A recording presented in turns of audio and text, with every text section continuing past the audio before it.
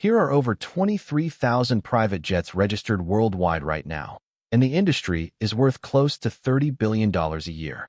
Surely there's room for one more owner. There is. There's always room. The question is whether you understood what you were actually buying before you signed the check. Let's start with the sticker price, because that's the number everyone fixates on, and it's almost irrelevant. A new light jet, something like a Cessna Citation, might run you $5 to $9 million. Step up to a mid-sized jet, and you're looking at $15 to $20 million. Go all the way to the top, a Gulfstream G700 or a Bombardier Global 7500, ultra-long-range aircraft that can fly from New York to Dubai without stopping, and you're paying $75 million. Some fully customized versions push past $90 million. That's the entry price. That is simply what you pay to own the airplane, sitting on the tarmac, doing nothing. And here's the thing almost nobody tells you walking into this. The purchase price is roughly the smallest number you'll deal with over the life of that aircraft. Before that jet takes off with a single passenger, before you fly one trip anywhere, you are already spending money. A lot of it, every single day, whether the plane leaves the ground or not. First, there's the crew. A jet this size needs at least 2 pilots, often a captain and a first officer, both type-rated on that specific aircraft, which means specialized training that costs tens of thousands of dollars per pilot just to get certified. Combined salaries for a 2-pilot crew on a large cabin jet run $250,000 to $400,000 a year before benefits. Add a flight attendant for longer trips, and you're adding another $60,000 to $90,000.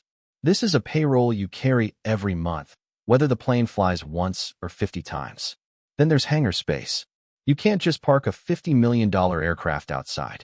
Weather, corrosion, and basic liability mean it needs a climate-controlled hangar, and hangar space at major airports isn't cheap because there isn't much of it.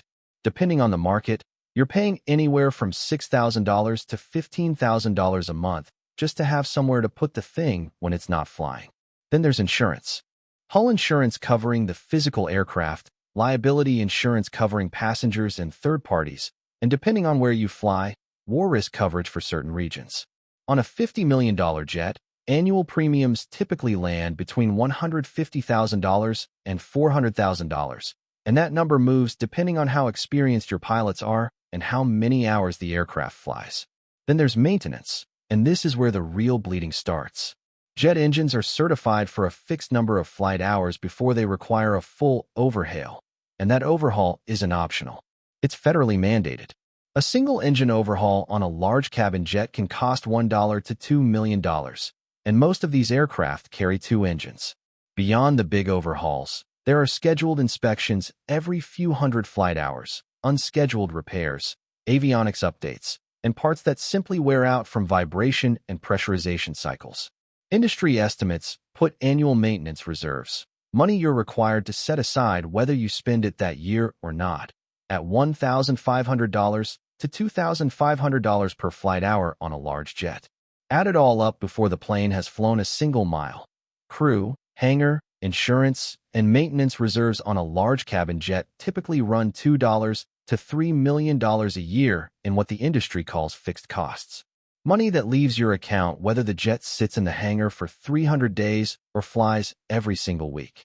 Now let's talk about what it actually costs to fly the thing, because this is the number that catches new owners completely off guard.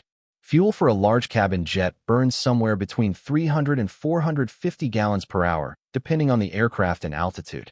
At current jet fuel prices of roughly $5 to $6 per gallon, that's $1,800 to $2,700 an hour just in fuel. Then add landing fees, which vary wildly by airport, ramp fees for parking at your destination, international handling fees if you're crossing borders, and catering if you actually want food on board that isn't a bag of pretzels. Once you fold all of that together, the industry's own figure for total variable cost per flight hour on a large jet lands between $3,500 and $6,000. Fly that jet 400 hours a year, which is considered a moderately active private owner, and you're looking at $1.40 to $2.40 million in variable costs on top of the $2 to $3 million in fixed costs you're already carrying. Total annual cost of ownership on a $50 million aircraft, before you've paid a single dollar toward the loan on the airplane itself, somewhere between $3.50 and $5.5 million a year. That's the real number, not the sticker price. The number that shows up every single year for as long as you own the thing. Here's the part that separates smart owners from the ones who end up quietly selling the jet 18 months later. Almost nobody pays cash for one of these aircraft. Financing terms typically run 10 to 15 years, and interest on a $50 million loan, even at a favorable rate, adds another $2 to $3 million a year in payments. Combine that with the operating costs, and a large private jet can cost its owner $6 to $8 million a year just to exist, regardless of how much or how little it's actually used. This is why the industry invented an entirely different business model to solve the problem, because it turns out most people who can afford to buy a jet cannot actually justify owning one outright. That business model is called fractional ownership, and it works almost exactly like a timeshare, except the asset is a $50 million aircraft instead of a condo in Orlando. Companies like NetJets and FlexJet sell you a fraction, as small as 1/16 of a specific aircraft, which typically guarantees you somewhere around 50 flight hours a year.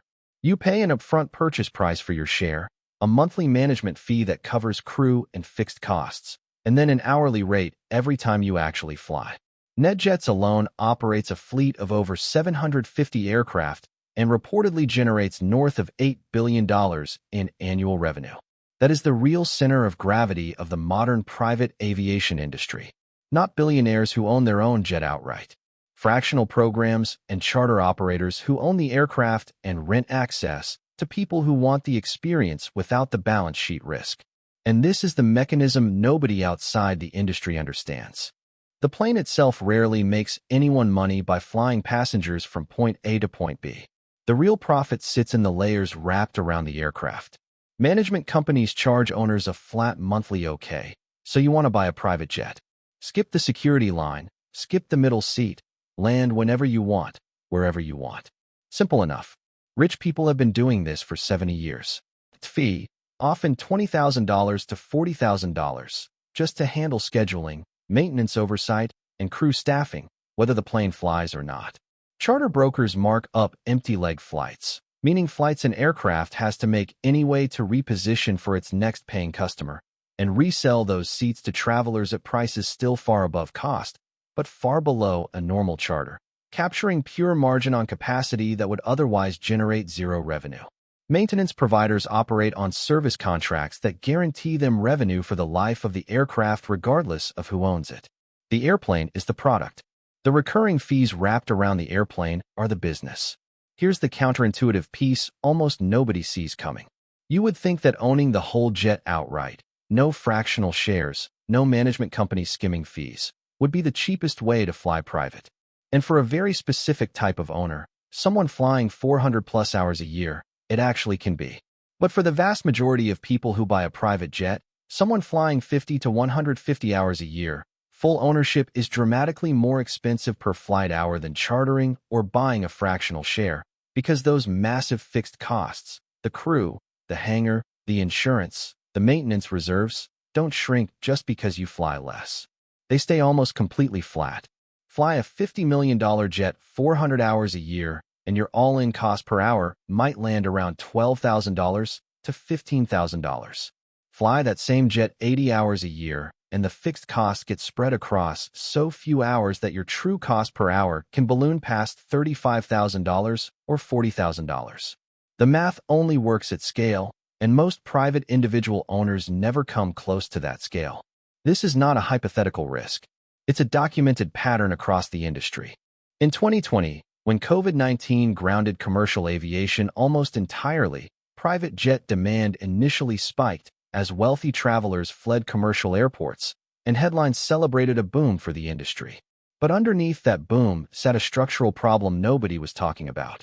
NetJets, the largest fractional operator in the world, saw a surge in new fractional buyers in 2020 and 2021, so many that the company was forced to temporarily stop selling new shares in several aircraft categories because it could not guarantee enough available flight hours to service existing customers, let alone new ones. At the same time, smaller charter operators and management companies, The businesses built entirely around servicing individually owned aircraft faced a very different reality.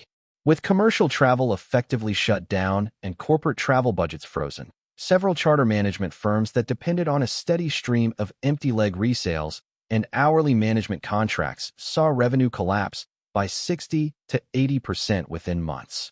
A number of smaller regional charter operators filed for bankruptcy protection in 2020 and 2021, unable to cover fixed lease payments and crew salaries on aircraft that were suddenly flying a fraction of their normal hours. One well-documented case involved a mid-sized Florida-based charter company that had leveraged 3 aircraft leases based on projected 2019 level demand. When bookings dropped by more than 70% in the second quarter of 2020, the company could not make lease payments, defaulted within 4 months, and had all 3 aircraft repossessed by the leasing banks. The lesson underneath that collapse is the same lesson that applies to every individual owner sitting on a jet in a hangar. Fixed costs do not care whether the world is having a good year or a terrible one. They arrive every single month regardless. Now let's talk about the actual math, because that's the only thing that matters here. The good year. You own a $50 million mid-size to large jet outright. You fly at 300 hours, a genuinely active personal and business use pattern. Your fixed costs, crew, hangar, insurance, maintenance reserves, run roughly $2.5 million. Your variable costs at 300 hours, using a mid-range for $1,500 per hour figure, at another $1.35 million. Your financing costs, assuming a loan on $35 million of that purchase price, add roughly $2 million. Total annual cost, around $5.85 million. Against that, if you're using the jet partly for legitimate business purposes, certain depreciation and tax treatments can meaningfully offset that number in the first few years of ownership, which is precisely why so many corporate buyers justify the purchase in the first place. Strip away the tax benefit and look at the raw economics, and you are paying roughly $19,500 per flight hour, all in, for an aircraft you personally control down to the minute. The bad year, your business slows down, or your travel needs simply change, and you fly the jet 100 hours instead of 300. Your fixed costs stay exactly the same, $2.5 million, because none of that shrinks. Your financing costs stay exactly the same, another $2 million. Your variable costs drop to $450,000. Total cost, $4.95 million. That sounds like a modest decrease until you divide it by the hours actually flown. Your true cost per flight hour jumps from $19,500 to nearly $49,500. You are now paying almost 2.5 times more per hour to fly the exact same airplane, simply because you used it less. This is the trap that swallows first-time private jet buyers almost every single time. They budget for the good year and get blindsided by the bad one, because the bad year isn't really about spending less. It's about the fixed costs not caring how much you fly. So who actually wins in this industry? Not most individual jet owners, who according to multiple industry surveys hold on to their aircraft for an average of just 4 to 6 years before selling, often at a meaningful loss once depreciation and total ownership costs are factored in. The real winners are the platforms sitting on top of the entire ecosystem. NetJets, owned by Berkshire Hathaway, doesn't need any single owner to fly efficiently, because it pools demand across its entire fleet and thousands of fractional owners, achieving the utilization rates that make the economics actually work. Charter brokers like Wheels Up and various regional operators profit from arbitraging the gap between what an aircraft costs to fly empty and what a desperate last-minute traveler will pay to fill that seat. Maintenance, repair, and overhaul companies, the businesses that perform those million-dollar engine overhauls, operate on multi-year service contracts that generate revenue regardless of which individual happens to hold the title to the aircraft that year. And manufacturers themselves, Gulfstream, Bombardier, Dassault, collect the largest single payday in the entire chain the moment the aircraft rolls off the line, long before anyone has calculated what it will actually cost to keep flying. The private jet industry generated close to $30 billion in aircraft sales and charter revenue in 2024, and it's projected to keep growing as fractional ownership and charter membership programs continue pulling in buyers who want the experience without the true financial exposure of full ownership. The jets keep getting more expensive, the fractional programs keep getting more sophisticated, and every purchase is still, underneath the marketing, a bet that you'll fly enough hours to make the fixed costs worth it. Fly enough, and the economics can genuinely work in your favor. Fly too little, and the airplane doesn't just sit in the hangar costing you money. It becomes one of the most expensive mistakes a wealthy person can quietly make and rarely talk about. The next time you see one of those sleek, white jets taxiing across the tarmac, understand what you're actually looking at. You're not looking at freedom from commercial air travel. You're looking at a fixed-cost machine that runs whether it flies or not, built by people who understood something most buyers only learn after the ink is dry. The airplane was never the hard part. Keeping it flying enough to justify its own existence. That's the part nobody puts in the brochure.